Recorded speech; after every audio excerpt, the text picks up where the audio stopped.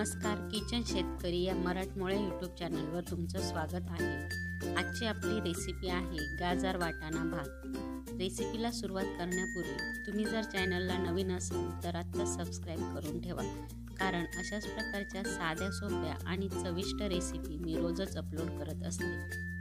आता रेसिपीला सुरुवात करूया। इथे मी एका मिक्सरच्या भांड्यामध्ये दालचिनी, 2 हिरव्या वेलची, 4 लवंगा, 2 ते 3 हिरव्या मिरच्या आणि लसूण, त्याचबरोबर कोथिंबीर यांचं वाटण करून घेणार आहे। मी येथे वाटण करून घेतलेलं आहे। त्यानंतर 1 वाटी तांदूळ आपल्याला स्वच्छ धुवून ते अर्धा तास भिजवून ठेवायचे आहे। यानंतर एका कढईमध्ये 2 चमचे तूप टाकून घेतलेलं आहे। तूप तापलं की त्यात मोहरी, जिरे आणि तयार केलेलं हिरव्या मिरची आणि खडे मसाल्यांचं वाटण आपल्याला यामध्ये टाकून घ्यायचं आहे। हे वाटण आपल्याला मिरची आणि लसूण यांचा कच्चेपणा जाईपर्यंत परतून घ्यायचं आहे। वाटण परतून झालेलं आहे। आता यामध्ये आपल्याला कांदा ॲड करून घ्यायचा आहे। इथे मी उभा कापलेला कांदा ॲड केलेला आहे। कांदा आपल्याला हलका गुलाबी रंगावर परतून घ्यायचा आहे। कांद्याचा रंग बदललेला आहे। आता आपण यामध्ये गाजर ॲड करून घेणार आहोत।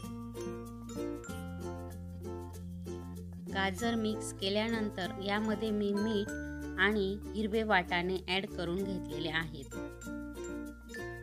हे व्यवस्थित मिक्स करून घ्यायचं आहे।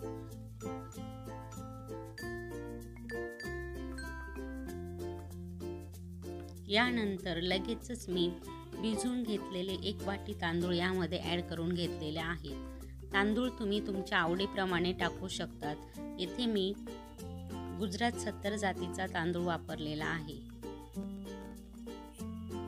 हे सर्व आपल्याला व्यवस्थित मिक्स करून घ्यायचं आहे।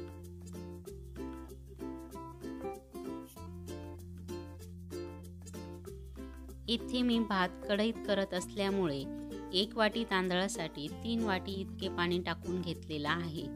तुम्ही जर कुकरमध्ये करत असाल तर 1 वाटी तांदळासाठी तुम्हाला 2 वाटी पाणी टाकून घ्यायचं आहे। पुन्हा एकदा मिक्स करून आपल्याला झाकण ठेवून याला 1 वाफ देऊन घ्यायची आहे। इथे 1 वाफ देऊन झालेली आहे। पुन्हा एकदा आपल्याला याला मिक्स करून झाकण ठेवून 2 ते 3 मिनिट शिजवून घ्यायचं आहे। इथे मी झाकण ठेवून 1 वाफ देऊन घेतलेली आहे। इथे आपला वाटाणा गाजर भात तयार आहे। व्हिडिओ इथपर्यंत पाहिल्याबद्दल धन्यवाद। रेसिपी आवडल्यास चॅनलला लाईक, शेअर आणि सबस्क्राईब नक्की करा। पुन्हा भेटूया एका नवीन रेसिपीसोबत।